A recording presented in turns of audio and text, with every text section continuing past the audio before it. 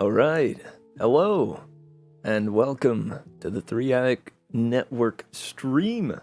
Hope everybody's doing well today, and that this stream meets you in some very fine spirits. I'm merrymitch, and I'm here to read some terrific tales.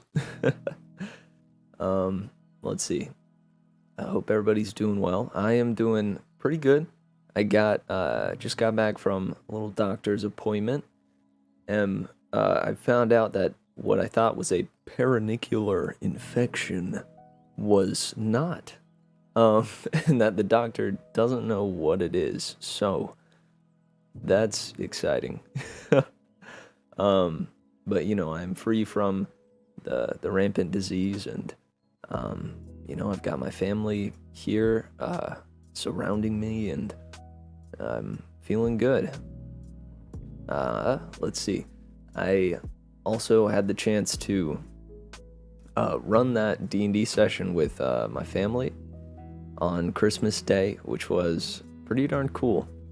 The day after I had my family reunion, so I wasn't able to be here with you guys, but I am here today, so I'm excited to be back and hope that I can kick off this stream right. We're going to be returning today to the Ash Girl and the Salmon Prince. We're going to be kicking this off with part 2. We didn't quite make it through the entirety of the Christmas story that we were reading through. However, I'm thinking that we may or may not continue that. We'll have to see. But I personally, I really want to see how this here Ash Girl and the Salmon Prince story continues and what it will become. I had tweeted to the writer of the story just to see if I could procure like a interview of sorts, but I have not been responded to, sadly. So hopefully at some point I will get responded to there. But if that doesn't happen, then we'll just have to, I don't know, just have to infer and come to our own conclusions about this here story. So to catch you up on what the heck even is a Ash Girl and a Salmon Prince story, we oh my gosh, Remy, that's beautiful. I just got also for Christmas a drawing tablet, so I am hoping to create little merrymitch emotes, and perhaps I can work on some stuff for the other streamers here on the site, like Lube Coobs and Sweetest Bean, all them peeps. If I get good at the emote creation, then hopefully I can contribute to that that deal. That is quite good, I'm not gonna lie.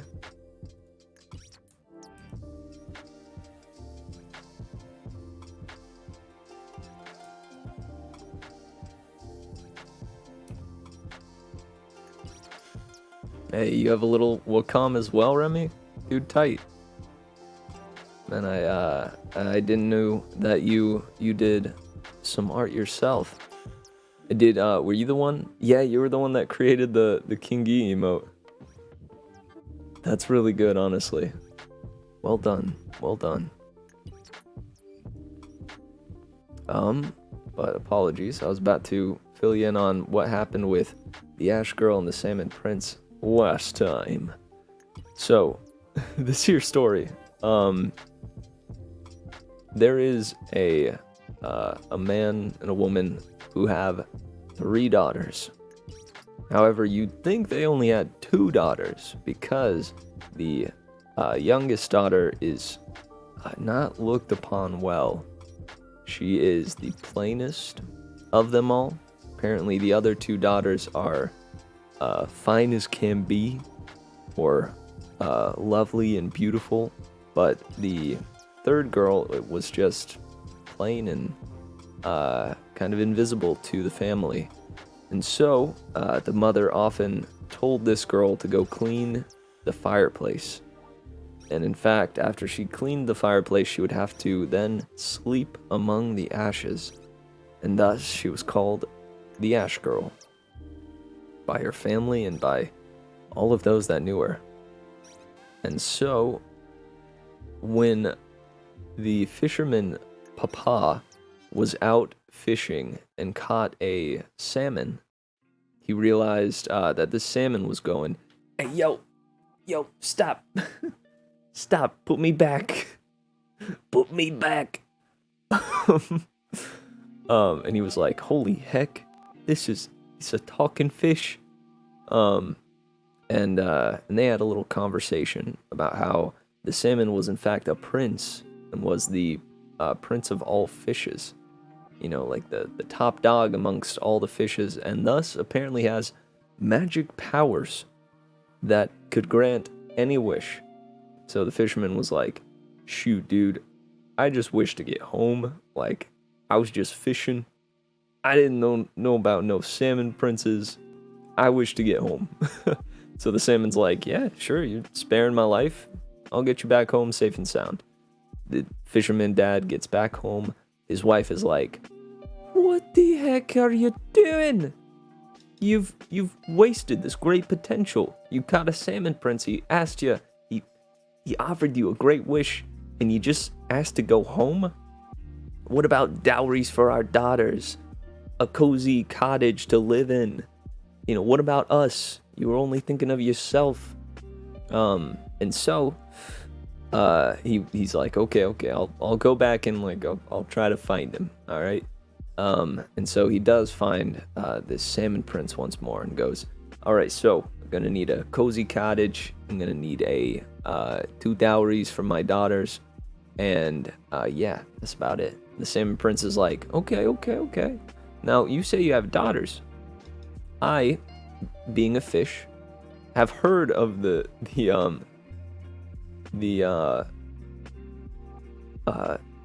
have heard of like human women and how they are pretty cool. And the salmon prince once asked, "Hey, like, any chance that I could be betrothed to one of your daughters?" And he's like, you know, if that's a part of the deal, maybe. Gotta talk it over with my wife."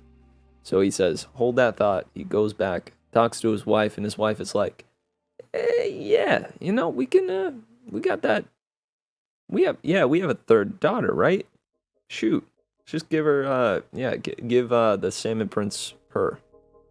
After all, Ash Girl, well, we could stand to lose her, right?" And the fish won't know no better. And so, you know, the father's like, "Yeah, you know, that makes sense." So he gets the Ash Girl, takes her out to sea, and lets her meet the salmon prince. Salmon prince goes, "Wowzer, that is one fine lady." And the Ash Girl is like, "Wow, that's one fine fish." And they fall in love immediately. And so the Ash Girl is left in the waters, and you know, the wish is gonna be granted to the fisherman.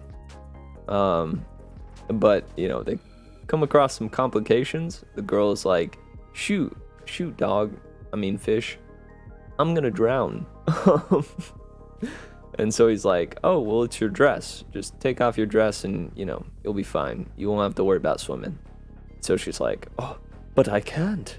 I have my dignity, dear fish." He's like, "Come on, we're gonna be husband and fish, or wife and fish. You can take your dress off in front of me." And she's like, "Okay, fine." Takes off her dress. Whoa, check it out. Magic. She's able to swim indefinitely. But then it gets super cold. And she's like, "Shoot, I might be able to swim easy, but now I'm gonna freeze to death." And so Salmon Prince Fish says, "Okay, take off your skin. Just, take off your skin. Then you'll be you won't be cold anymore." And she's like, but again, my dignity, I need my skin." He's like, come on, just take off your skin. And she says, Ash Girl's like, "Okay, fine, I'll take off my skin." And her name is Eleanor now. So she takes off her skin, and turns out she's good. She doesn't need to, she isn't cold anymore amongst the frigid waters. But then they start to swim down into the waters towards the palace. And the fish just goes one step further when she starts to be like, "I'm drowning, dude." He's like, "Okay, just take out your bones. You don't need those. Take out your bones and you'll be able to breathe water." And so she does that, and lo and behold, she is all set and fit to live under the sea with this salmon prince. And they live happily for a long time, about 3 months, I think it said. And finally, Eleanor's like, "Shoot, I feel like my family probably misses me. Is there any chance that I could go and see them again?" The salmon prince is like, "I don't know. They called you Ash Girl, and they didn't like you." And she goes, Nah. With me being away for some time, they're bound to miss me by now, right?" And so the salmon prince relents and is like, "Okay, fine. You can have your bones, your skin, and your dress back. And then you can go and find your way back there. But you gotta come back in 3 days. If you don't come back in 3 days, then you won't be able to return. And you will forget of the world of us and the salmon prince, and it will be but a dream." And she goes, "Oh, I would never forget you." And she goes up, says, "Yo, what's up? It's me, your daughter." And when the mom hears that her daughter is back, she runs down super excited, and then is like, "Oh, it's just you, Ash Girl. I thought it was one of the daughters I actually love." And, Eleanor's like, "Okay, ouch. That hurts, but it's good to see you too." And then she, the mother says, "Well, while you're here, the fireplace could use some cleaning." And so, the daughter's like, "Shoot, well, this must just be the way that she shows her love to me, right? Of course. So yes, I'll go and clean the fireplace once more, even though there are servants all around that could easily do that." But no, that's of course, I'd be happy to. So she goes and does that. She asks to sleep in a regular bed, gets denied that too, because of course they're not hers, they're her sister's. And yeah, she's even denied like a place at the dinner table, all that. And so 3 days pass of this, and she goes back to the waters and is like, "Okay, well, it's time to go back. I gotta get back to my sweet salmon prince." But the mom runs out and is like, "No, Ash Girl, you can't leave." And she's like, "What? But it's time." And she's like, "No, you gotta stay, Ash Girl. You gotta stay. We need you. We need that fireplace to be cleaned." And so she, seeing her mother so distraught at her leaving, she decides to stay another night. And that's where we left off, with a little blurb about how if we wanted to, we could let the story end there, and it would be a sad, tragic tale. But if we didn't want that, then we could check out part 2 of The Ash Girl and the Salmon Prince. So let's let's check out what this is gonna be about. um, where this story could possibly go. And we will pause the jams and start. Figure some ocean ambiance will most likely be the way to go.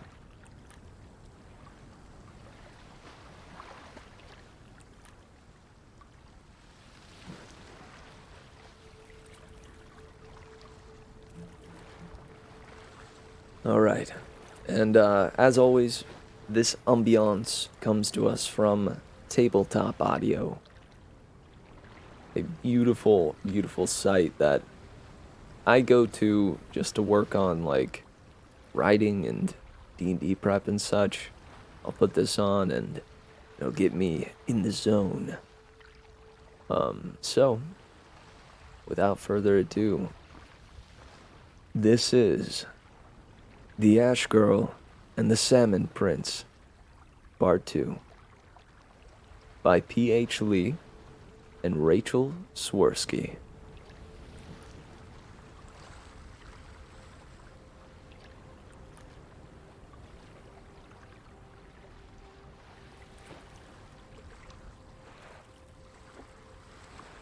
Oh, hang on.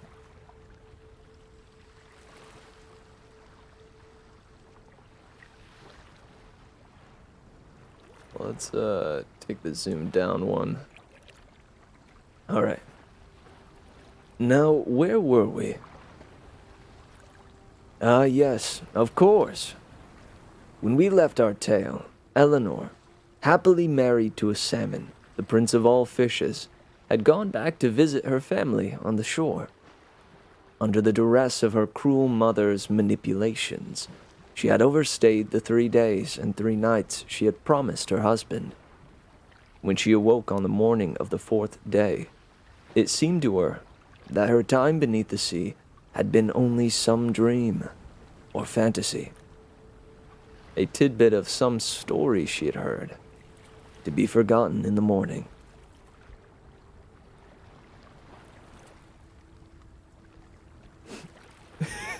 Hang on.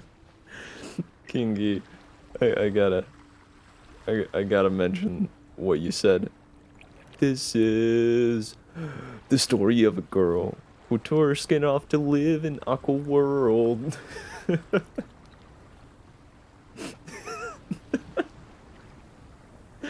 I can't believe I didn't think of that.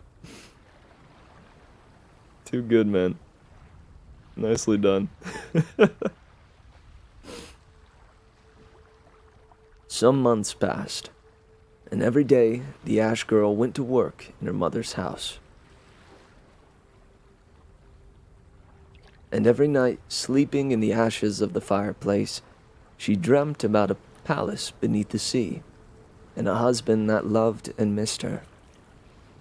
Eventually, some of the servants took pity on her and let her sleep on their floor, but her mother called it wasteful, and that put an end to that small comfort. Each day, while she was there...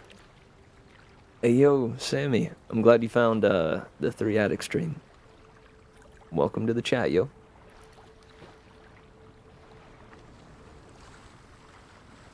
And it's good to have you back, man. Oh shoot, gotcha. I have the 3 Attic chat up, but not paying as close attention to the one on my channel.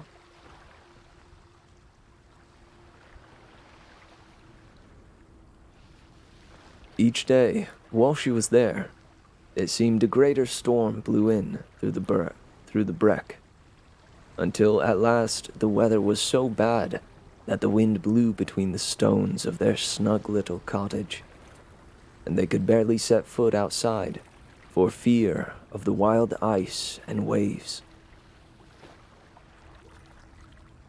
"Can you believe these storms blowing in through the breck?" said her mother one night at dinner. "This little cottage doesn't seem so snug after all. Against this weather. Just goes to show, you can't rely on anyone except yourself." "Yes, dear," said her father. "I can't even fish for the storms, you know." "And the money's almost gone. What are we going to do?" "I don't know, dear." "You know, isn't there that story about a fisherman just like you, who caught a magic fish and married his daughter to it?" "I've heard that, yes, but, "But nothing, dear. Just like the fisherman in the story, you should go out and catch a magic fish, and make it change this weather. While you're at it, you should ask for a proper castle with a full retinue. This cottage is altogether insufficient." But both our daughters are married." "Oh, not our beautiful daughters, of course not. No. Could you even imagine? I mean our other daughter, you know, the Ash girl. Of course, she's ugly and stupid, but nothing but obedience to recommend her. But just tell the fish she's beautiful. It's a fish. What does it know of beautiful women from an ugly one?" Eleanor's just sitting there like, I'm right here, though. The fisherman began to speak, but his wife cut him off. "But that does remind me. We should ask for proper marriages for our daughters, not the leeches that they're married to right now. No, they should be married to proper princes from the Vale Traverse, with their own estates and incomes, and ask for more money for ourselves as well. If our daughters are married to princes, we after all must keep our appearances, mustn't we?" "Just as you say, my wife," said the fisherman after a silence. The next morning, he woke his daughter, the Ash girl, before dawn, to take her to the shore to marry her to a magic fish. Here we go again.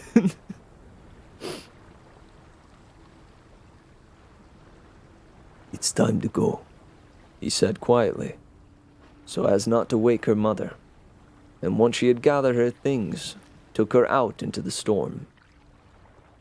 She did not cry this time, for whatever reason, even when the storm's ice stung her face.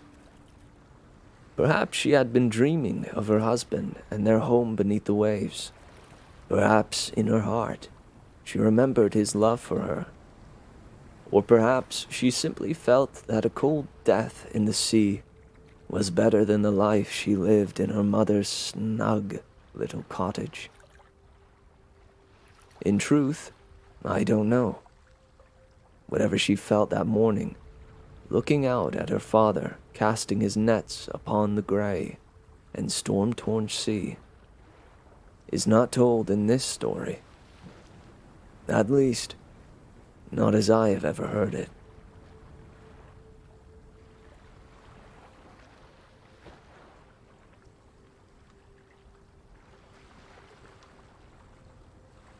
What would it be like to marry a magic fish? It would be skinless, boneless, dressless, and altogether, 4 stars.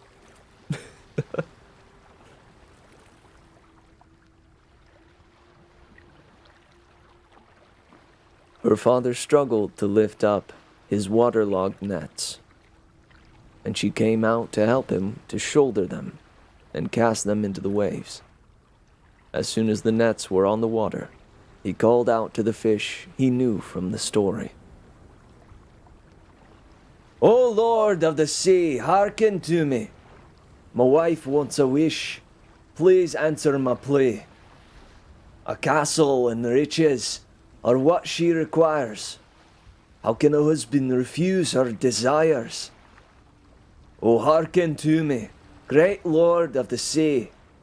Bless us with fortune by magic decree." It would seem fishy. No doubt about that. No sooner had he spoken the words than out from the sea leapt the salmon prince. As soon as he laid eyes on Eleanor, even wearing his skin and bones and dress, he recognized her instantly. He turned to the fisherman in wrath. "Villain!" he cried. "Kidnapper! You have stolen my wife from me, the prince of all fishes! Did you truly think that there would be no consequences?"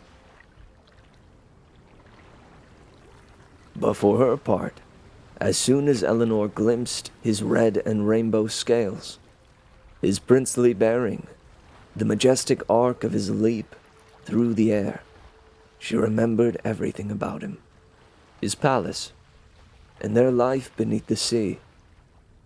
Remembered it all with such force that it drove the breath from her lungs and the tears from her eyes. Without waiting for her father to say anything,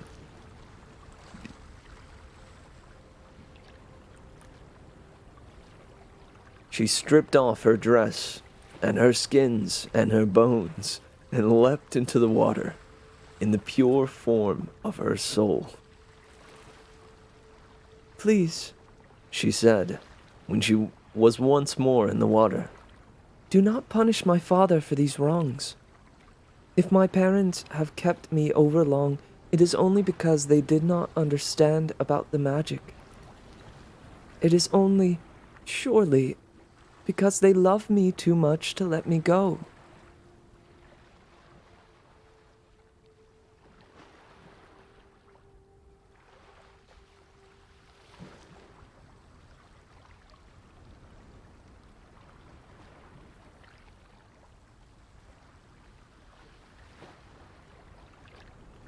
Surely. Surely. I mean, yeah. Of course. Of course. Oh, brother. My wife, my beloved Eleanor, do you know how much I've missed you? Knowing that you were so close to me on shore, and yet have forgotten me entirely.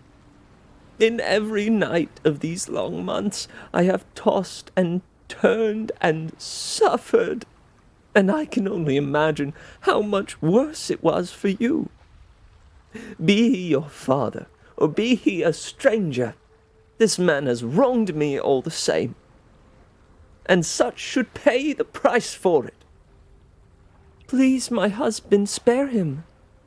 If not for his sake, then for mine. If not for my sake, then for the sake of our reunion," Eleanor pleaded with her husband. "Very well, my wife. I cannot stand to see you at all unhappy. Not the least at this one moment. I shall spare him. Then for your sake, and for the sake of our reunion." And with that, they swam together into the depths of the sea, leaving the fisherman and his net on the shore behind. Thanks, Emerald. Some days later, after Eleanor had returned to her palace beneath the sea, after she and her husband had settled into the old routines, she spoke to him in the privacy of their personal chambers. "I've been thinking," she said. "What is it, beloved?" "It's simply that, despite all you've done for them, my family is still struggling so much. Yes, they have a snug little cottage, and yes, my sisters have their dowries, but the dowries are both already spent, and the cottage is, in the end, much too small. They couldn't even spare a bed for me." "I don't think," began the fish. And if they had a proper castle to live in, with a proper retinue, and my sisters married to proper princes, with lands to call their own, then perhaps that would be enough for them. At least, to be at peace. It is not too much to ask, is it? I do not mean to presume upon your generosity. My dearest wife, said the fish, it is not any manner of presumption. For my magic to grant that wish, why, it is as simple as a flick of my fins. But I must tell you, after how they treated you, after how they kept you from me. He stopped, knowing how much she hated yelling. I cannot say that I have much charity towards them. Oh, dearest, said Eleanor, of course, of course. How you must see them, how you must imagine them. But you must know, you must. It is only because they love me so much. It must be. For what am I but their own daughter, who they bore and who they raised? It is simply the straitened circumstances in which they find themselves. Surely, if they had a castle and a retinue, if my sisters had princes for their husbands, surely then they would treat me as I wish they would.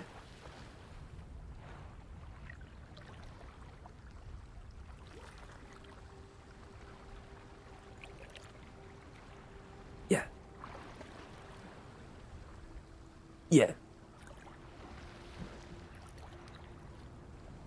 The fish did not agree with this, not at all. But he saw his wife's pleading face and felt his love for her swelling in his scaly chest. He could not manage to deny her plea. It was, after all, as simple as a flick of his fins. So he sighed and wriggled a little and said,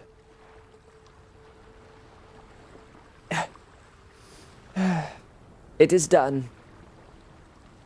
Eleanor was overjoyed. She swam around him and covered his face in kisses. Thank you, husband. Thank you. I know you do not care for my family, but for my sake at least, thank you 1,000 times. There is no need, he said, although he was, in truth, quite pleased by her reaction. We are husband and wife, are we not?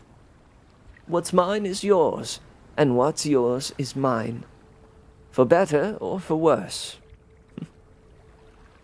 For some years after, they were happy together in their palace under the sea, with the salmon, who was in truth the prince of all fishes, governing and ruling, and his wife beside him, giving him no small part of comfort and advice.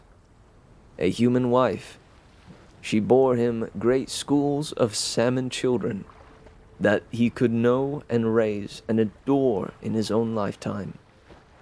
With each brood born, their happiness increased, and their love for each other bloomed anew. But as the joys and salt waters of her home washed away the pain from her memories, Eleanor began to once more think of her family on the shore. In their stone castle, with all its retinues, she began to swim up to the shore, to watch the comings and goings of their courtiers and armies, and she began to wish again that she might see them again, so close to her, and yet so far removed. She imagined that they would greet her, and praise her for everything that she had done for them, and weep with happiness, knowing that they had given her into a happy life and a happy marriage, with plentiful children and plentiful means to keep them. Without her skin and her bones and her dress, though, how could she return to the shore to see them?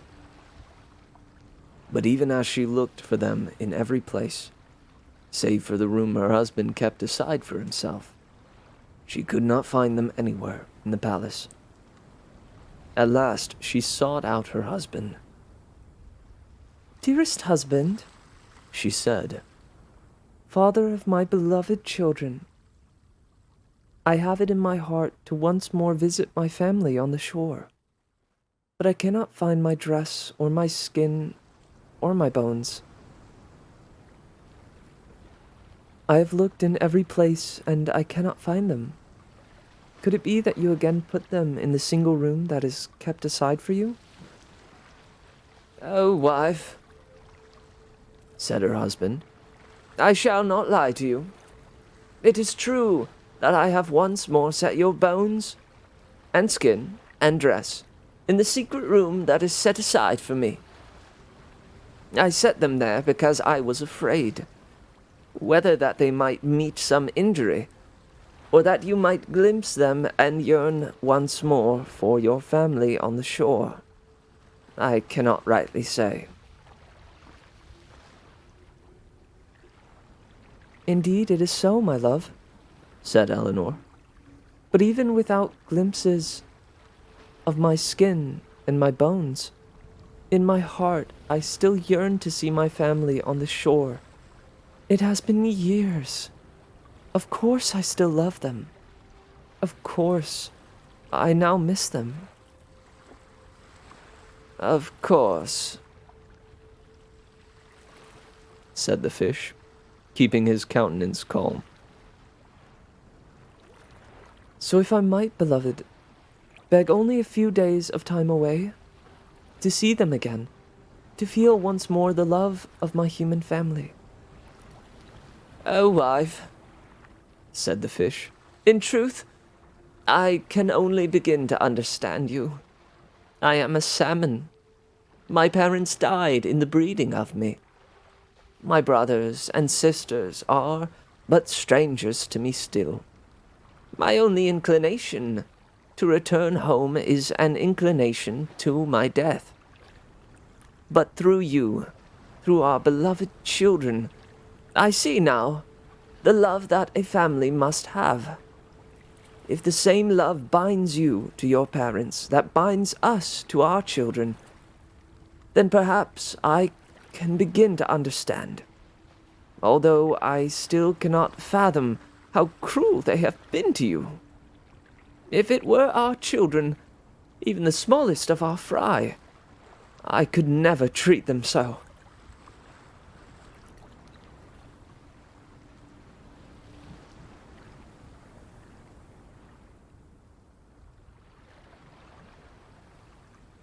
By the way, the Don Knotts movie about his becoming a fish and falling in love with a hot lady cartoon fish is called The Incredible Mr. Limpet.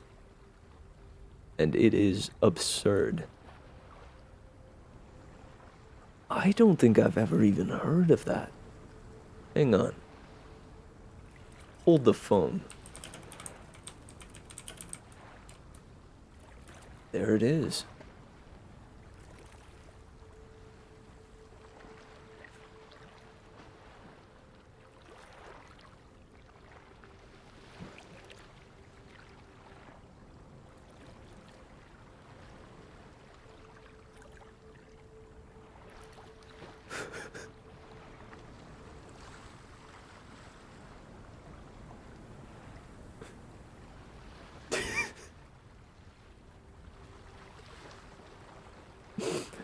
Hang on, hang on.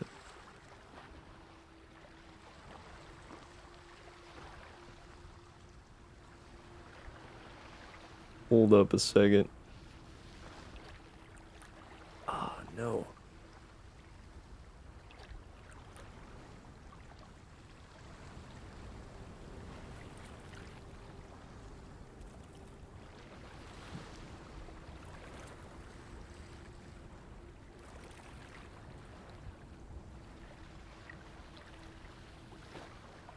Ah, there we go. Alright, almost there.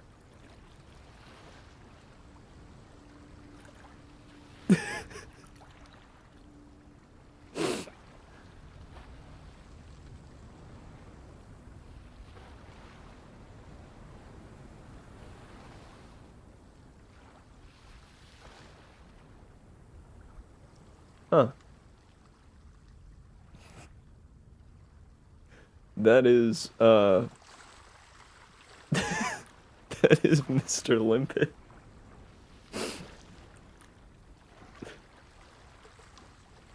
Alright. Get it out of here.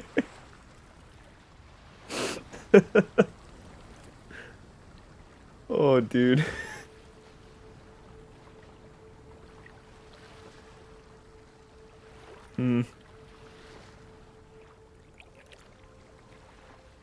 Do you think this story draws direct inspiration? Because this came out in 2021. Mr. Limpet came out in 1964. Goodness. That's a heck of a long time ago.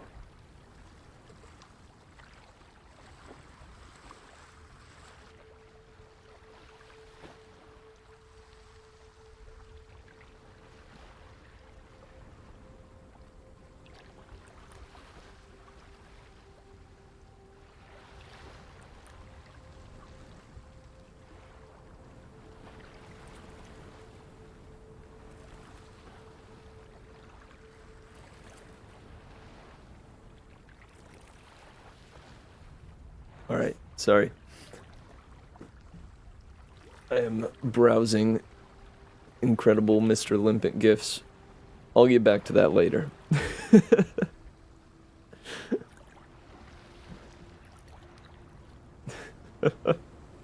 True, that was around that time, right?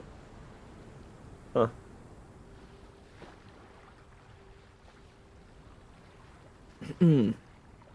Well, Nonetheless, he continued. you are my wife, and I trust you with my entire life. If you tell me you must visit your family, then you must visit your family. I will fetch out your dress and your skin and your bones for you. I only ask that you return to us before the night of the third day, lest all your nights beneath the sea, all the love of your husband, and all the love of your children seem to you only a story, an idle curiosity already forgotten. Oh, husband, She cried. thank you for your lenience. I shall not forget my family. I promise, not even if 100 years would pass. Beloved wife, Said the fish. do not make a promise that you cannot keep. I only ask this, even if you should forget me, even if you should think I am only a dream or only a story, remember that I still love you. With that, he went into his particular room and fetched out her bones, and her skin, and her dress, and brought them with her to the shore beside her family's castle. 3 days, 3 days, He said as she left. I love you. 3 days, I promise. She replied.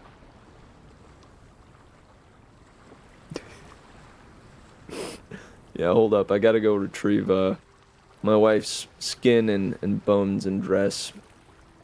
Yeah, you know, a classic. Classic wife things, right? When Eleanor reached the gate of her family's castle, she was stopped by the captain of the guard. Halt! He shouted. Who goes? It is me, Eleanor, daughter of the lord and lady of this place. She said, Nonsense! said the captain of the guard. The daughters of this keep are fine ladies, with princes for husbands, and retinues of knights and servants. What's more, they are as beautiful as the day and night. You are a woman all alone, clearly simple and plain to look upon. How could you possibly be a daughter of Our Lady? I am their youngest daughter, said Eleanor.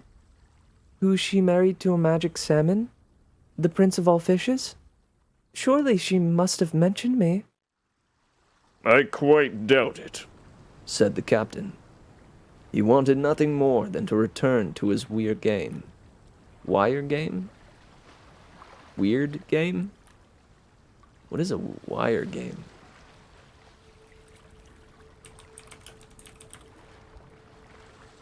Oh, yeah. This is actually a thing.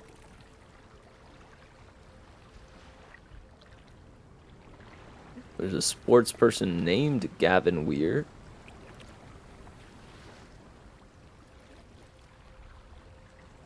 I googled it and I got a picture of Mario golfing. So I think it's safe to assume that this guy was playing Mario Golf. That's a safe bet.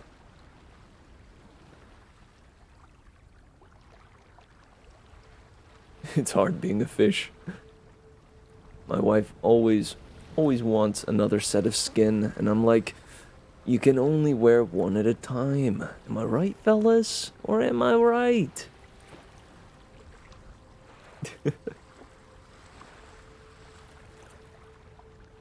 Please. Hang on. So I'll reread that part.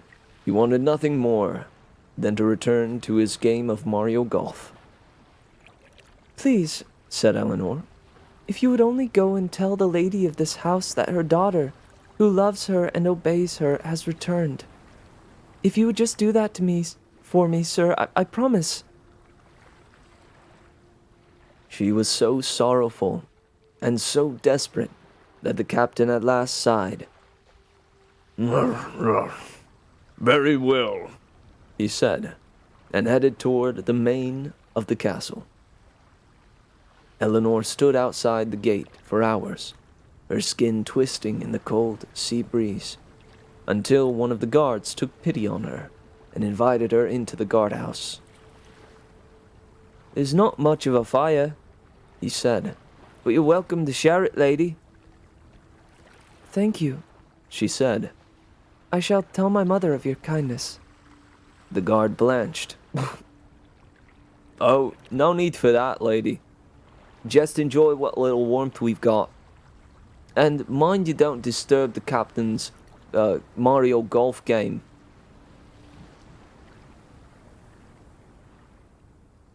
She passed a few more hours in the warmth of the guardhouse, through a change of shift, and then another, until at last her mother arrived, decked head to toe in gold and fineries.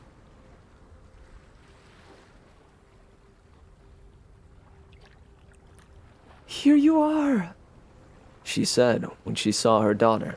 Oh, here you are, she said when she saw her daughter. Sitting here for hours idle, with every heart in the castle filthy. What a worthless daughter you are! How ungrateful! You've been back for nearly a day and done nothing to account yourself. Mother, said Eleanor, bowing. I'm sorry. That's my lady to you, dear.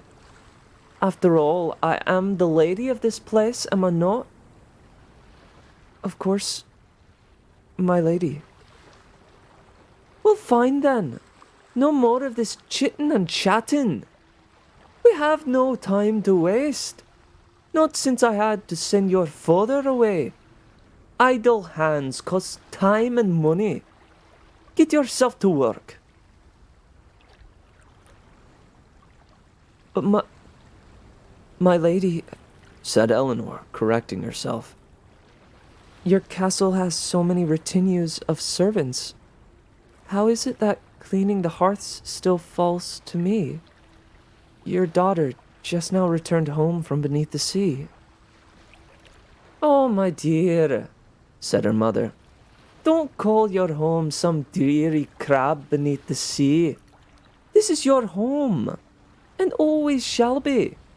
And of course we have servants, but none of them clean the ashes half as well as you can. Truly, my dear, we all depend on you. however unreliable you be. Now, it's quite late at night. You have to start your work, and I must sleep. Always more to do here. Always more to do. Yeah, for real, Sammy, for real. Eleanor worked the whole night through, and most of the next day. Besides, the castle was so large, with so many hearths and so many ashes, and try as she might, she could hardly keep them all clean. On the evening of the second day, exhausted, she sought out her mother and found her in the throne room. Oh, mother. Oh, my lady, Said Eleanor, curtsying. Yes? Said her mother, and then, when she looked up and saw that it was her plain daughter, Yes? Oh, it's you. What do you want now? I know that you would have me clean all the hearths of ashes, said Eleanor. and I know that no one can clean them like I can, because I love you, and because of course you love me, your daughter. Get to the point, Said her mother. That is to say, there are so many hearths in this castle, and so many ashes, and so many constantly in use. I cannot clean them all. At least not as well as I might. I was hoping you might spare me one of your retinue to assist me with it, if only for half a day. Her mother laughed. Oh dear. It's quite out of the question. But, Started Eleanor. and when did you start to answer back? Asked her mother. It used to be that you at least had obedience to recommend you. Anyway, you are our little ash girl. How could anyone but our ash girl clean our ashes? It makes no sense.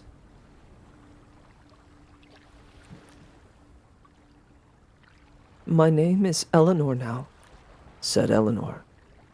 I know you must have just forgotten. Eleanor! Shouted her mother. What a ridiculous name for a plain and stupid thing like you. No, of course we can't call you that. Your life beneath the sea has clearly spoiled you. Eleanor! What airs! And for such an ugly girl! My husband gave me that name, Said the ash girl, tears welling in her eyes. Your husband Said her mother. is a fish. Eleanor could make no reply to that. Now, if you're quite done with your little display, Said her mother. I have important matters to attend to. Affairs of state, wars and treaties. Your sister's husbands have even called us into their war against each other. Quite beyond your capacity, of course. Of course, said Eleanor, although she had just last year negotiated a careful treaty between the Duke of the Cod and all the Welks. She worked as hard as she could, without even time to sleep in the ashes. But she still could not keep the hearths clean, and by the third day, she was entirely ready to leave. Not wanting to bother the lord and lady of the castle, she simply made her way to the front gate, only to find her mother waiting for her. Oh, my dear, Said Eleanor's mother. I see how terribly you must feel about me. I'm afraid that you have been nothing but loyal to us, and we have used you terribly. It's only that your sisters are struggling. You know, their husbands are princes from the Val Travers. So, of course, you know they're at war against each other. It's all very difficult for them. And so, I've had no time for you. But, my dear, that is only because you are such a good and obedient daughter who has done so much for us. Eleanor did not know what to say. She began to cry, and her mother embraced her. There, there, my dear.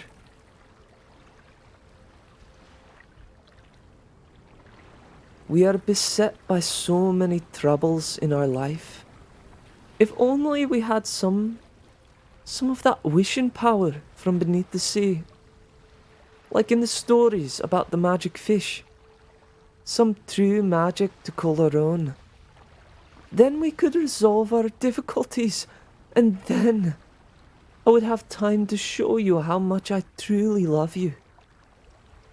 Do you think you could fetch some for us? Your husband wouldn't miss it.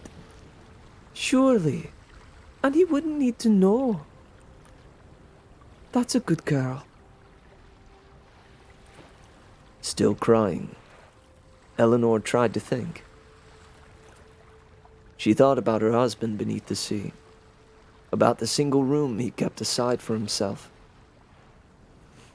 about the source of all his magic. She was the lady of his palace. Surely she could slip inside and take some fraction of his power for her parents. But hadn't he said that, if she were to ever set foot in that room, everything would be undone? She looked up into the face of her mother, full of desperation and sincerity. Mother, she said, I can ask my husband for you, but I will not steal his magic. Daughter, said her mother, I have misjudged you.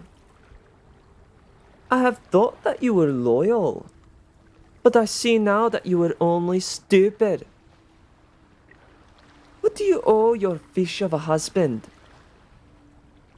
Your fish of a husband? You've given him everything, and gotten nothing in return. I am your mother. I'm the one who bore you to this earth. I've given you everything, and yet you will not even do this one thing for me. Ungrateful wench. Wretch. excuse me, sorry. Ungrateful wretch. Guard, seize her. We'll see how a knight in the opulent sorts her loyalties. No, said Eleanor, but the guards had already seized her. please. I need to go back tonight. Sorry about this, said the guard, who had let her share his fire. But the lady is not one to be crossed. In the darkness of the oubliette, even exhausted as she was, she remembered the last time when she had forgotten the fish. Her husband, their life beneath the sea, removed from the salt and water of the sea, the pain of it was all too real again. She was too miserable to sleep. Instead, she wept, and as the salt tears fell from her eyes, they recalled to her the brine of her husband's realm, and she wept all the more anew.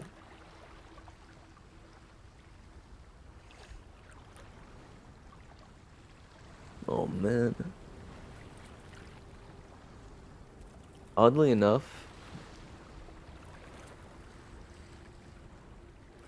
this line here from the mother reminds me a lot of Little Monsters. You guys remember that story?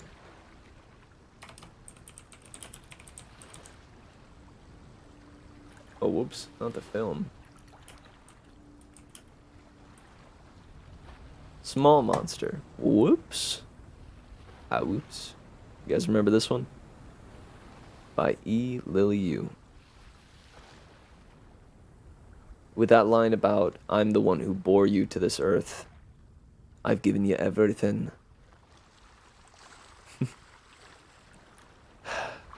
It's much like the small monster's mother, who thought that she could just feast upon him because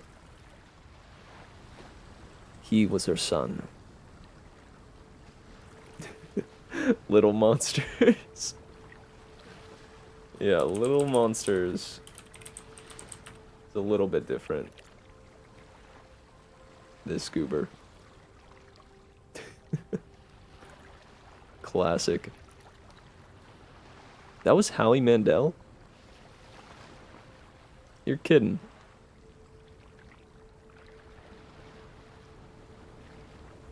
Huh. But yeah, as I was saying, this whole story really reminds me of Little Monsters. It feels like Howie.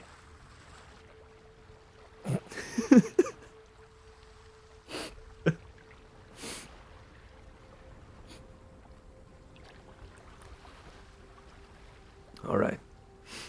She cupped her hands beneath her chin, catching the tears until they pooled into a brine of their own. Her heart breaking, she cried out to her husband. O man of the sea, hearken to me. With love and with tears I send you my plea. I pray you hear me. I pray you forgive. And please know I love you as long as I live. Oh, hearken to me. My man of the sea, through my loving tears, I call unto thee.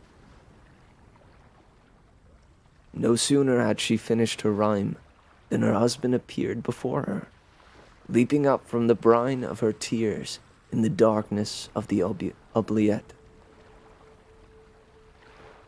Blackguards! He cried.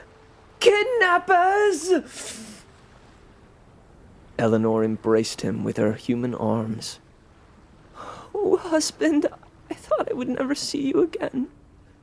I thought I would forget you. Oh, wife, said her the fish. Come on.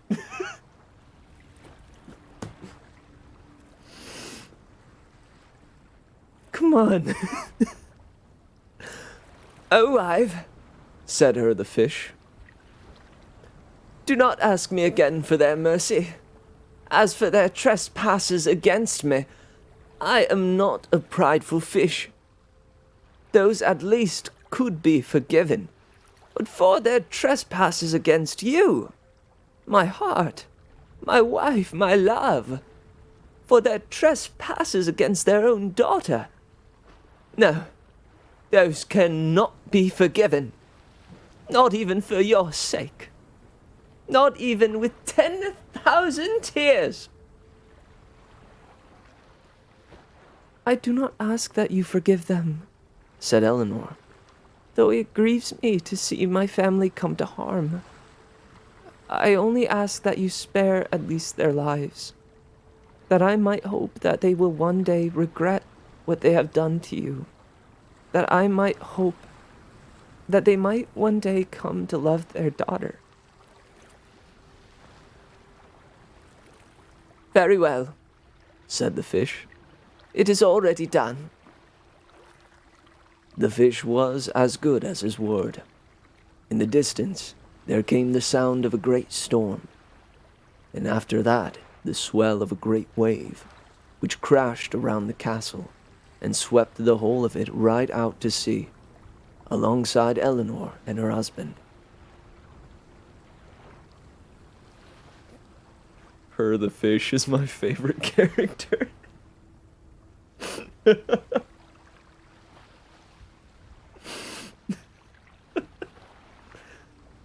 Oh, that one got me.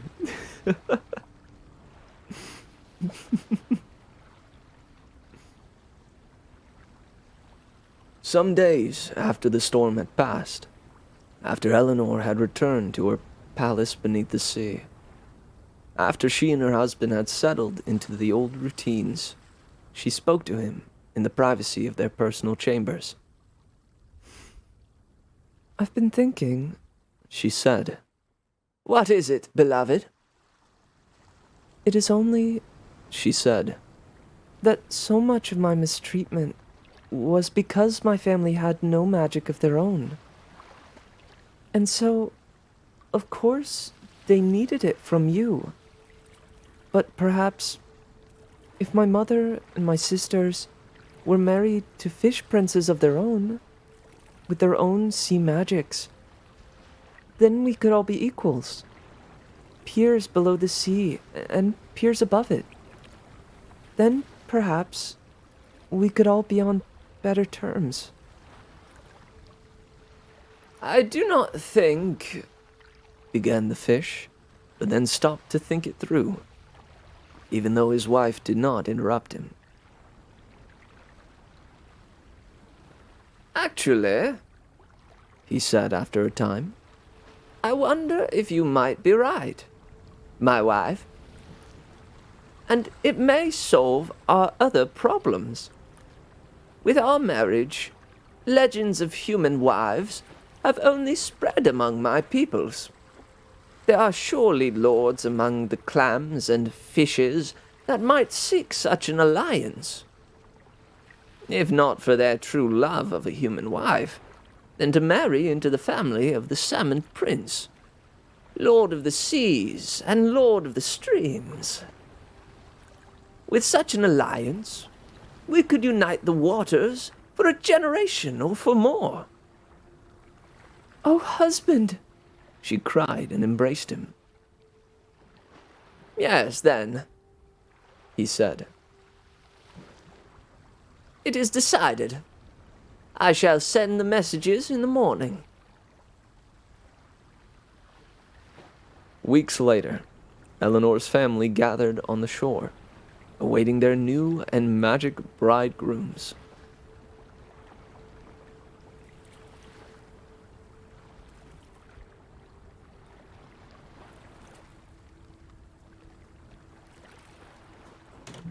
Dude,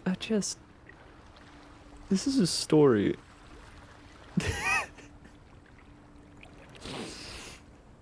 Whew. No, I don't think so. Well, maybe, actually. From the eastern waters of the great sweet sea had come a beluga king. That's fantastic. Resplendent with sword armor. That's amazing. I want a beluga king. From far to the south had come a pale red shark of ancient lineage, proud of his name and with teeth like jeweled daggers. Beluga King. From far to the west, the depths of the endless sea, came Cthulhu. No. I'm just kidding.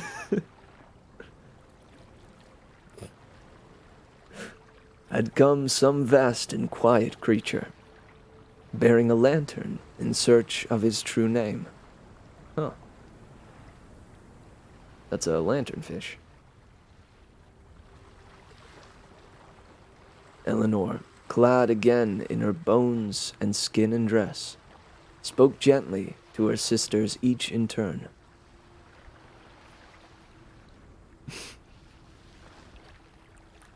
"Here you go," she said to her eldest sister, as beautiful as the day. "Your beluga husband awaits you beneath the sea.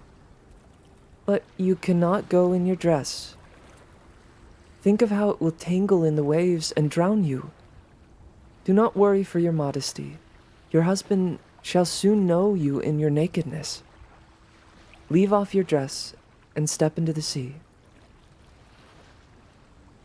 Just as she was told, her eldest sister removed her dress. Eleanor then spoke to her next sister, as beautiful as the night, about her shark husband. Her next sister likewise heeded her, When Eleanor spoke to her mother, though, she scoffed and growled and made a great fuss of all of it. But in the end, she removed her dress as well. Next, Eleanor came again to her eldest sister. "Here you go," She said, "Your beluga husband awaits you beneath the sea, but you cannot go in your skin. Think of how it will twist in the cold and freeze you. Do not worry for your modesty. Your husband will soon know you in your nakedness. Leave off your skin and step deeper into the sea." All right, time to take off your skin. Casual.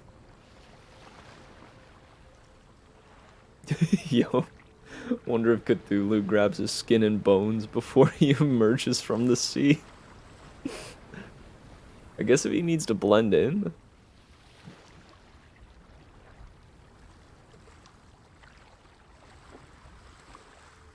you think that's how evolution worked? Like a fish just one day came across some skin and bones in a dress. It was like, oh, sick, dog. Shoot. I can go on land now.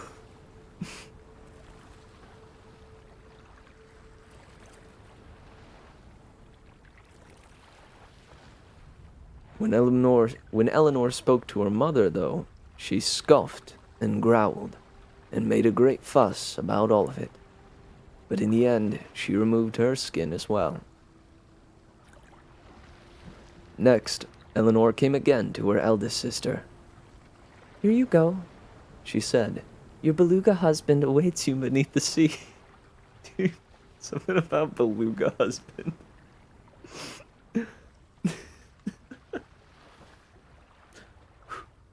Okay.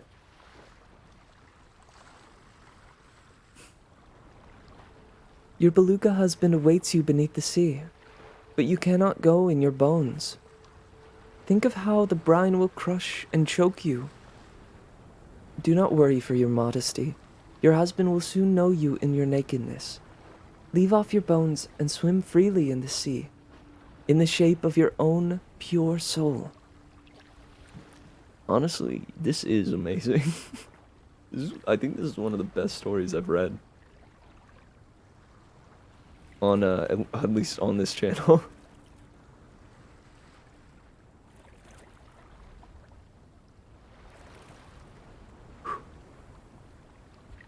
Believe me, I've read Sonic High School.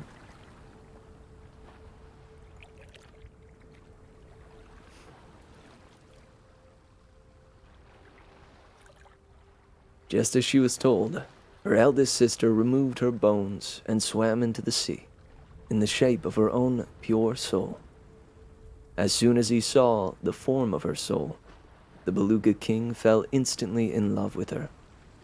They danced and swam together in the surf, and then further into the sea, out into the deep waters, past the Breck, into the open ocean, where I'm told that they became the mother and father of every dolphin, living many happy years together. For all I know, they live there still.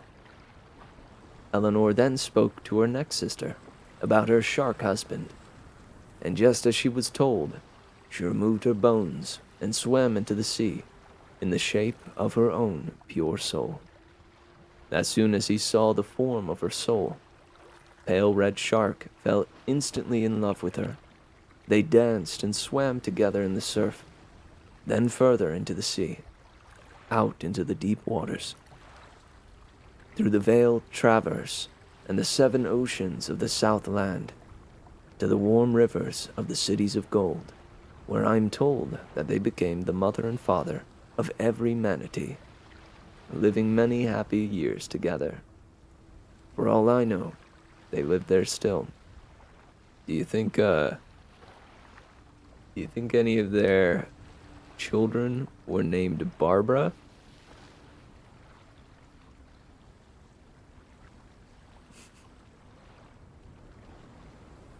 Anybody get that one?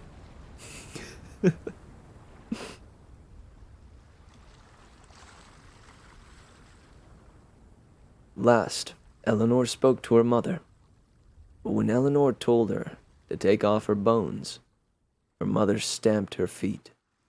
I will not, She shouted, it is enough to be naked. It is enough to be skinless. How am I to do without every bone to hide my modesty? I am told, though, I do not know for certain. "Oh, whoops. I am told, though I do not know for certain, that she was afraid that if her lantern husband saw even a glimpse of her true soul, that he would surely see how wicked it was and revile her for it. So, instead, she leapt into the ocean, without her dress or skin, but still with her bones. As soon as she fell beneath the water, though she was transformed into the form of a crab, with no dress nor skin, but bones all about. From there, she sank to the bottom of the Wessard, the deep waters, where she lived the rest of her days, scuttling this way and that, with her eyes always sideways, jealous of whoever was beside her. As for Eleanor and her husband, the Salmon Prince, Lord of the Seas and Lord of the Streams, they returned to their palace beneath the sea, where they lived quite happily among their schools of children, and that she never again yearned for the light of the surface. I am told, and I would believe it, that after many years, her husband invited her into his solitary room. Perhaps he realized that he had been wrong to doubt her. Perhaps, after all they had been through, he trusted her at last. Regardless of the reason, I cannot say for certain what secret she found there, what source of all her husband's magic, or anything else besides. For whatever she saw, she was loyal to her death and never told another soul. That is the story, the whole and the heart of it, just as it happened, and just as it was told to me. If any man call me a liar, he has only himself to blame.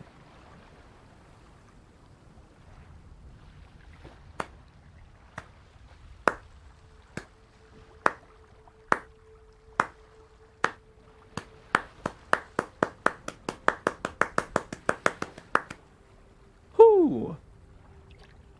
Well.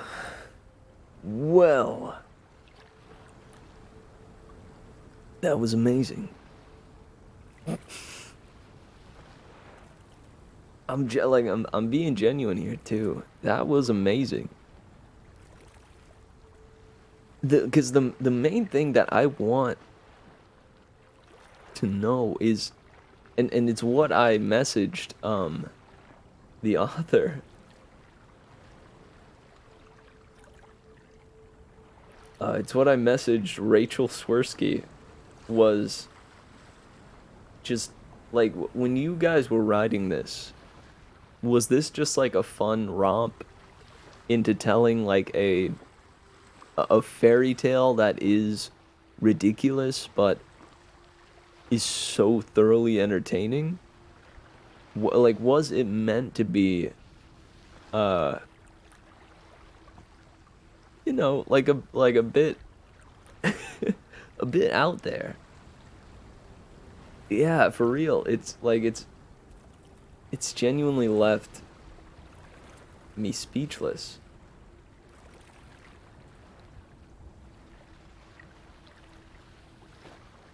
Because there are elements to it that I adore genuinely. These the motif of the "O Man of the Sea, hearken to me." I genuinely think that's amazing, and something I would want to include in a story of my own at some point. Especially with the fairy tale,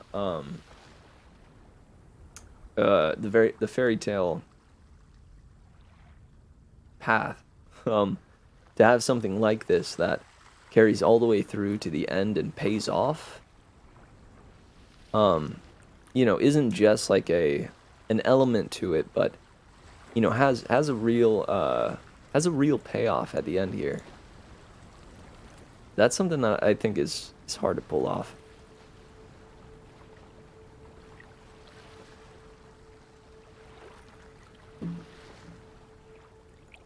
What? Remy? What? Remy? Where do you know these things from? I feel like you keep just like pulling out these these random references, or these, sorry, not random, these like fully on topic references that I've never heard of. Isabel, I guess they're obscure, but they do relate to, what we're talking about. I gotta say, I'm impressed. Isabel Allende wrote body horror fish romance. Is that true?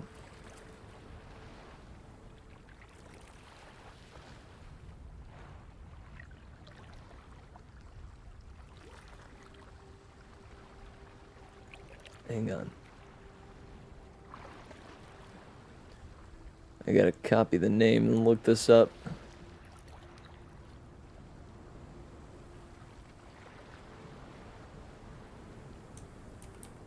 I will say I'm somewhat afraid to see what that would look like, but I gotta know. It says she's a politician.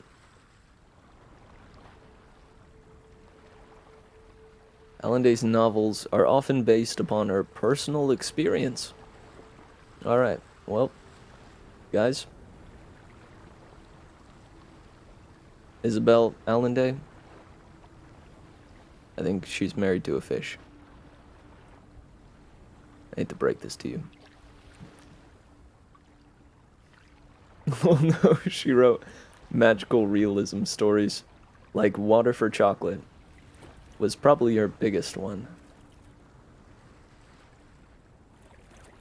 So we're often based upon her personal experience and historical events, and pay homage to the lives of women, while weaving together elements of myth and realism.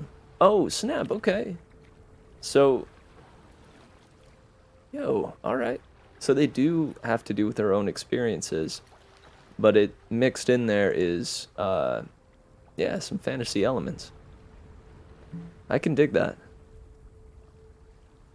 Honestly, I find that to be one of the most effective ways of writing about something that's personal to oneself. Because there's an element of being able to distance yourself from it enough to write thoroughly and truthfully when it is set within something that is mythical or fantastic.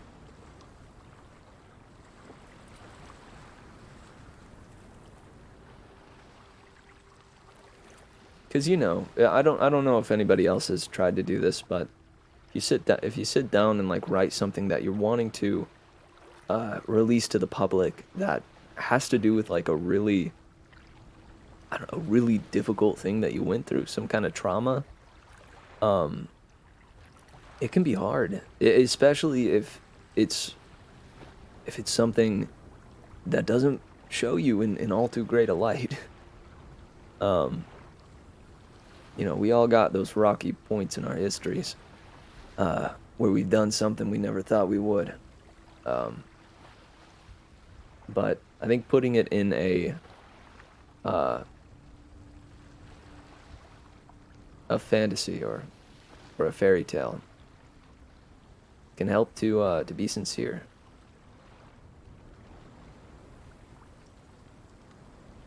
I wonder if man, that makes me think if this story related to Rachel's Rachel's life as well. Or Lee's life, too.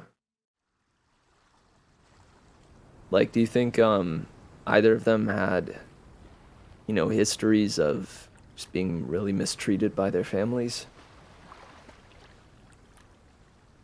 Yeah, Lee and Swirsky. Really setting the standard. The closest I've gotten to writing out a full story was with the old game I never finished. There's still work to be done on it then. Was it, full fantasy, or did you draw from experiences or events from your past? I am curious.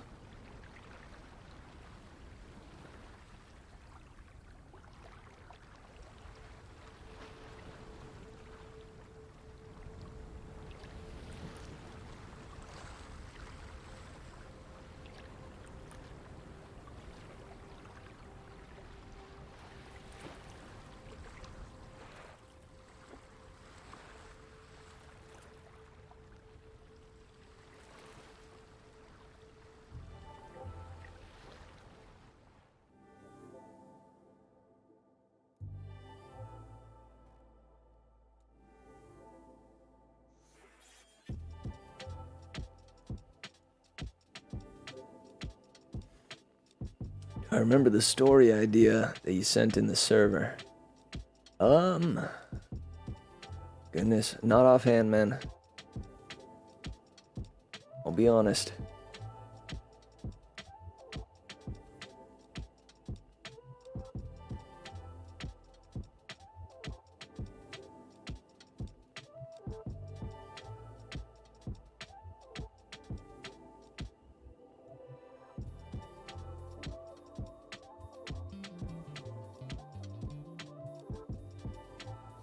I think it's right here, though.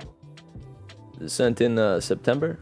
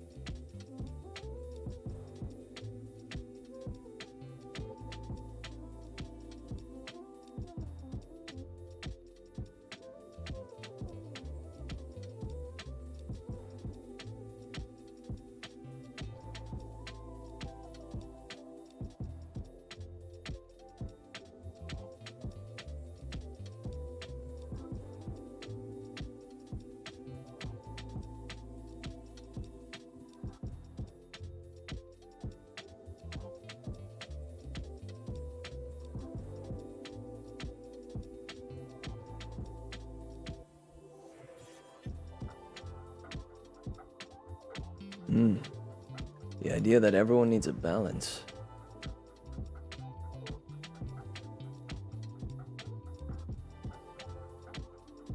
And a hero that values safety over freedom.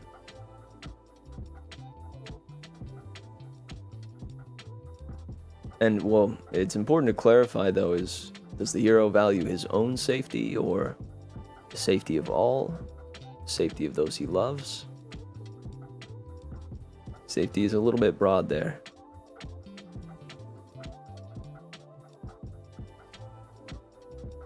If it's over freedom, yeah, is it talking about his own freedom or others?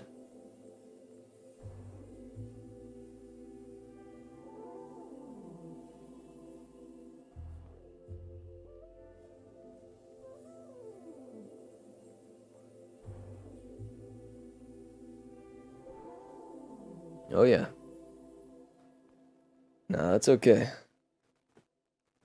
Story's gotta be brainstormed for a long time.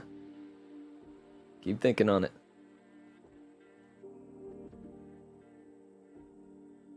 I gotta say, I'm impressed that it was able to tell almost the same story as the first part again.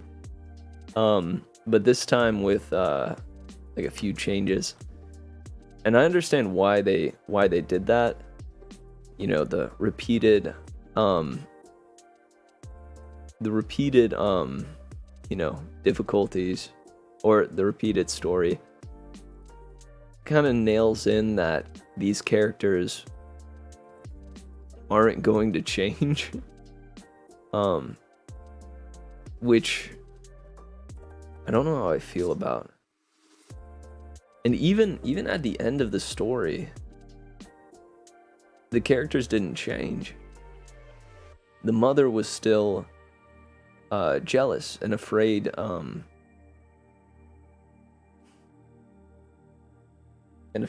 manipulative. The daughter was still overly obedient and gave her family too much credit, loving to a fault. Which I'm wondering if that was the way to go. I guess so, yeah. But I find that in a story where characters don't change or don't go through any progression, it can leave a bit of a sour taste in my mouth. Where at the start of the first one, or the end of the first one, the first part, I was okay with it because I knew there was a second part. And if that was the story alone, it was fine if the characters didn't change, so long as our main protagonist ended up happy and safe, you know?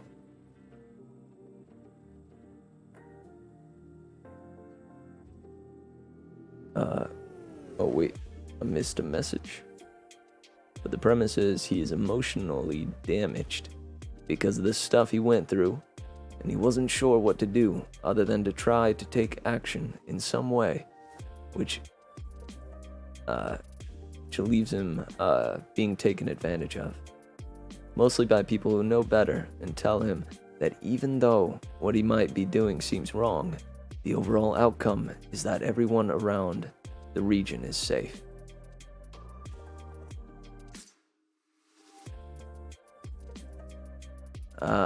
Okay. Also, it's time to hydrate, baby. Hang on. Let me switch to here.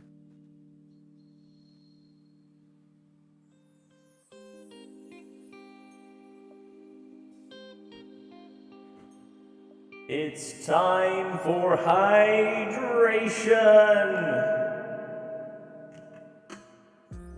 Initiate hydration.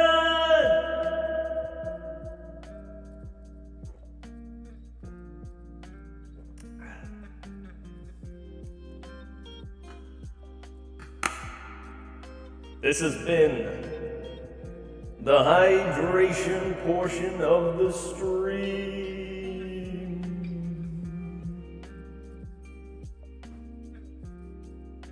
Thank you for redeeming hydration, Remy. This has been the hydration portion of the merrymitch 3 Attic Network stream.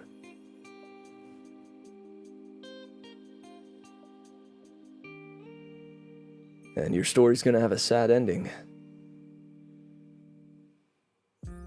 Yo, I'm loving these emotes. Also, I think I may actually drink a little more water. I am quite parched.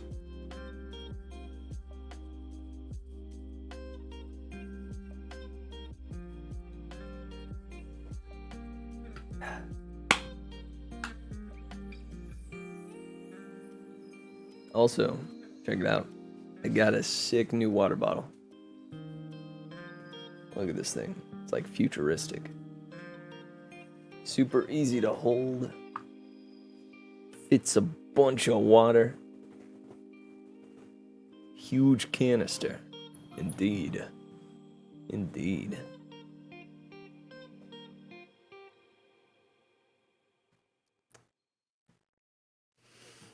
Well, I will not use it as a weapon. I might splash someone with it, but I won't smack nobody.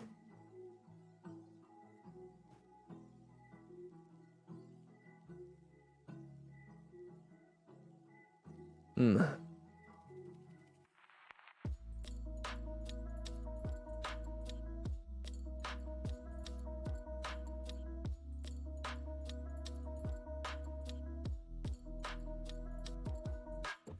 I do kind of like this, I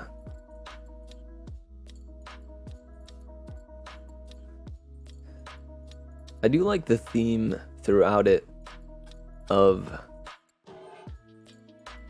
time passing and forgetting, and thus repeating mistakes, you know?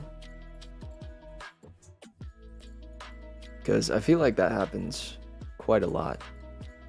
You know, the wool will be taken from our eyes, we'll have the seawater wash away our pain, we'll feel a whole lot better, and then completely forget why we had left something, or set something aside, or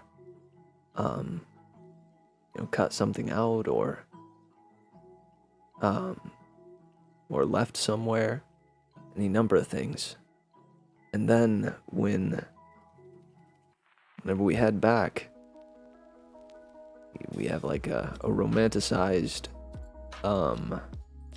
outlook.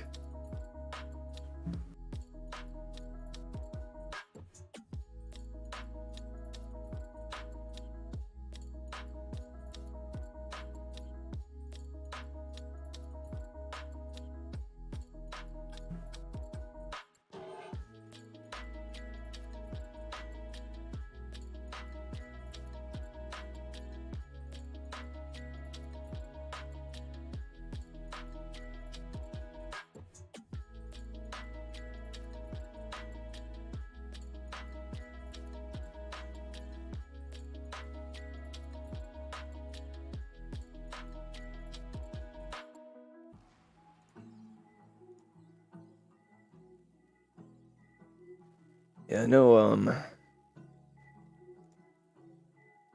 I don't know, this is just something personal to my own story, but, and, I can't help but see stuff that relates in most of the things that I read. But this, I feel, relates to addiction. You know? We set aside a substance that, or, I set aside a substance that I've abused in the past, and a long enough time passes, and start to think what was ever wrong with it in the first place. But then,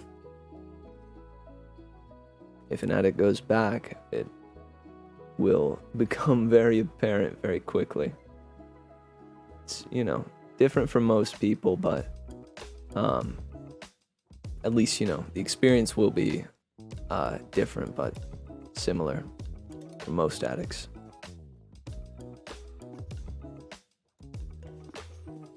So keep that in mind as we head into the new year.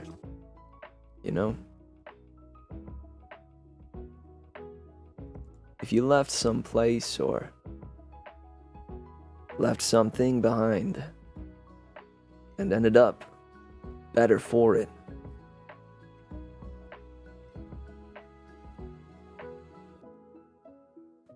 let it be. Unless, I think if it has to do with people though, like if you left someone behind or had to leave a place, it might be worth revisiting after some time, but keep those boundaries up, yeah?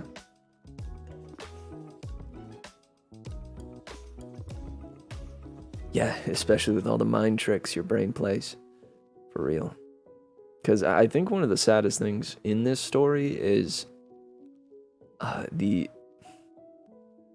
the blindfold that the mother would put on constantly.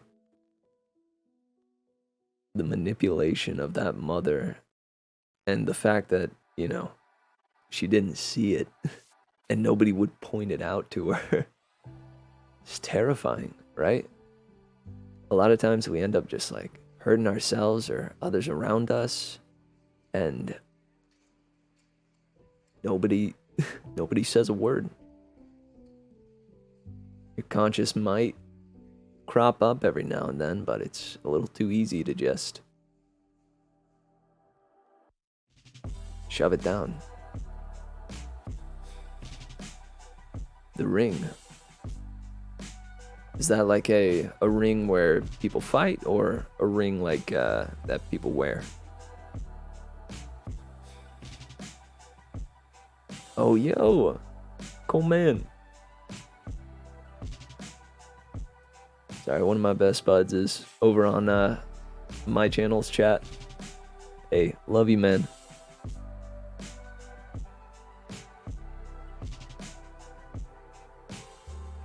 Oh, the Lord of the Ring. Yeah. No, that would be an excellent example. Honestly, like for real. It's an immensely good what would that be? Metaphor or allegory?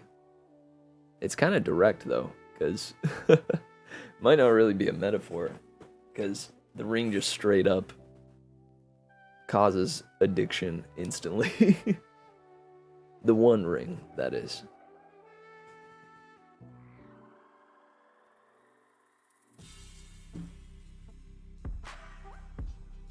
Resemblance, yeah.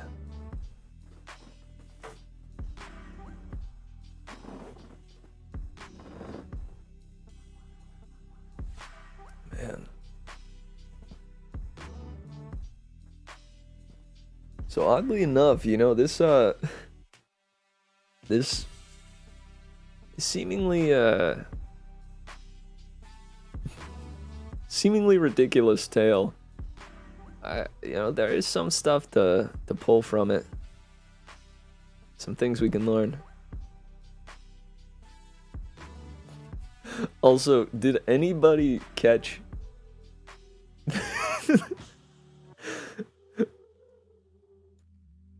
how I said my wife?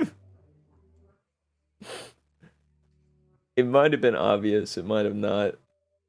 But did anybody catch what I was doing there? Anytime it came up, I would go, my wife. Let me see.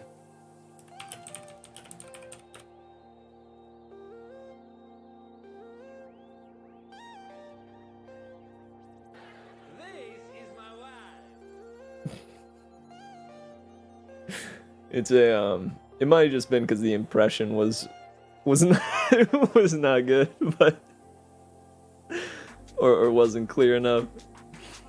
The word.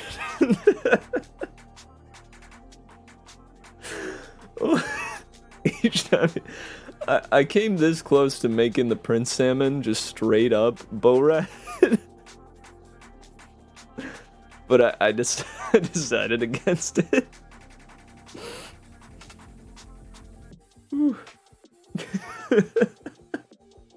Because he kept saying it, man. He kept saying it. Very well, my wife.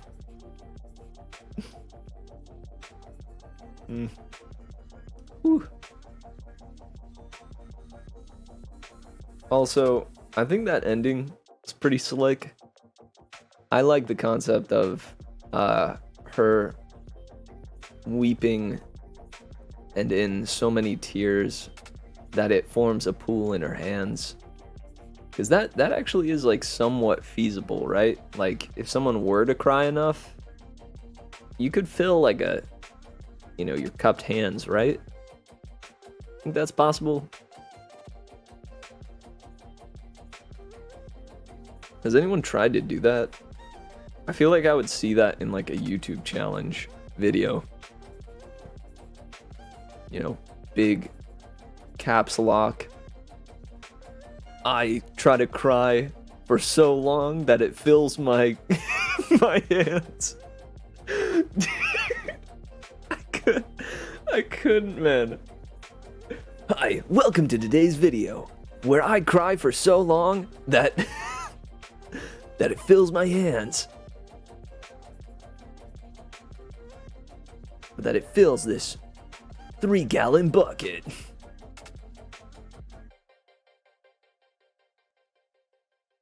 Yeah, you'd get extremely dehydrated.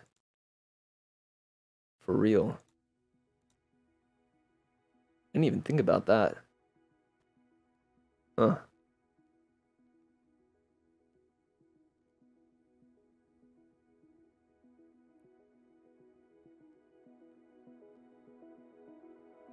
If you were in a normal session of crying, you'd probably get like 2 ounces of liquid, probably less. That sounds like really specific.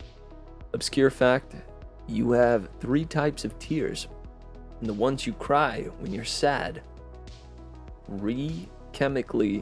are chemically different. More magnesium and stuff. What? So and it's only when you're sad, yeah? Rather than like, something gets in your eyes and you start crying because body's trying to get it out. Why would it have magnesium? You type in how magnesium relates to sadness.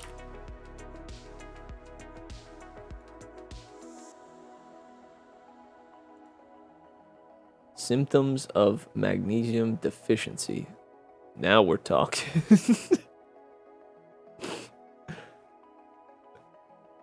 High potency magnesium.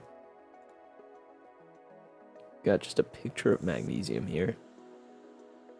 What if I get really sad about magnesium?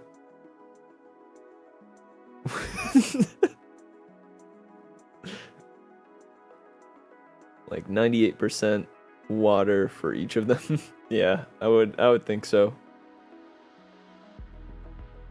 One of the tears is just to moisturize your eyes. Yeah. What's this link? What are the 3 types of tears? Tear production tends to decrease as a part of the aging process. That's kind of wild. I already don't cry very often, but I feel like it's kind of a sad thought that I might not be able to cry when I'm older.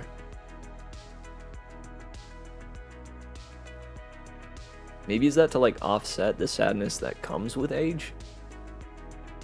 They just take that away. They're like, you might be tempted to cry like all the time because you're old, but check it out. No need to worry about it. Oh man. Sad magnesium band name tips. Sad magnesium. Magnesium tears. We have basal tears, reflex tears, and emotional tears. What is basal? Basic functional tears. Dry eyes. Reflex tears is to gas, spicy food, vomiting, coughing. Redness of the eyes. Huh.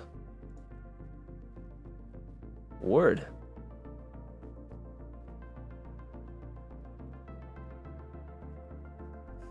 So let me get this straight. There are 3 types of tears. Sad magnesium tears. What is a gypsy tear? Yeah, body uses too much mucus in the wintertime, in my opinion. I get clogged up the heck.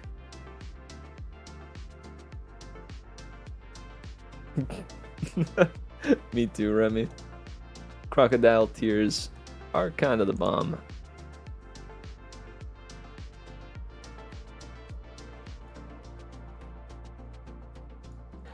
This is my wife.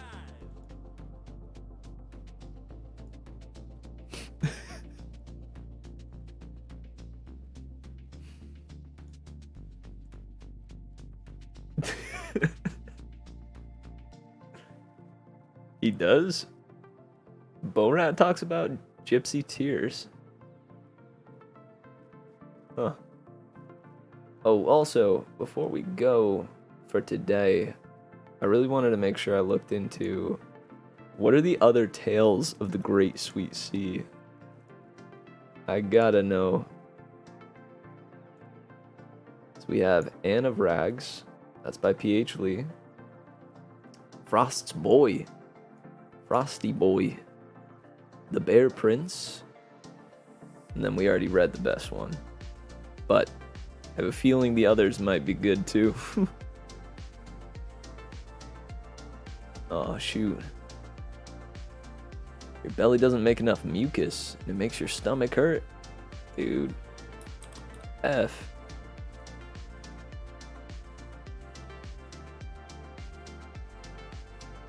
Have you tried drinking magnesium tears? Have you tried summoning a magic salmon prince, Remy? Might I recommend?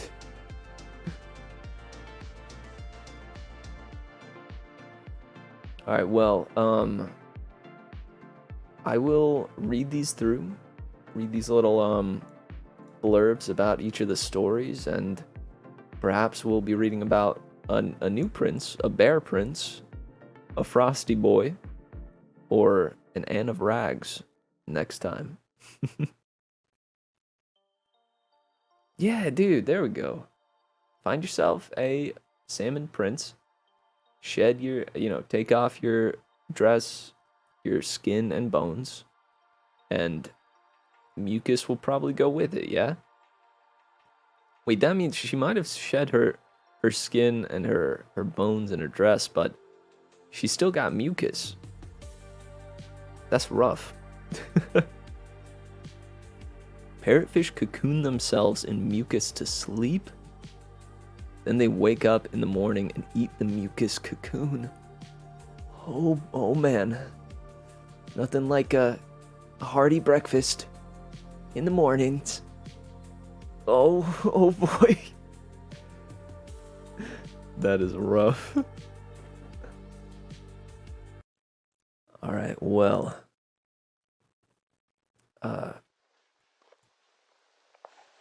Guys, again, remember what I said. I think the main moral to pull from the Ash Girl and the Salmon Prince is that there are many times where we just repeat the same mistakes, And it's because a mistake eventually fades with time.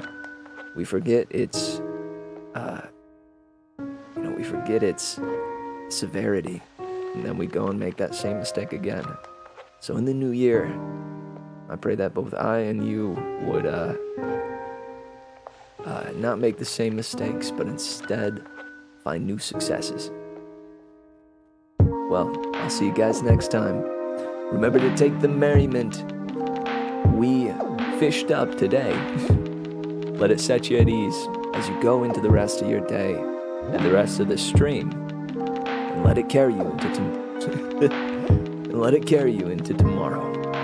Much love, guys, and I hope you enjoy the rest of the stream and stick around. Love you bunches. I've been Merry Mitch. Till next time.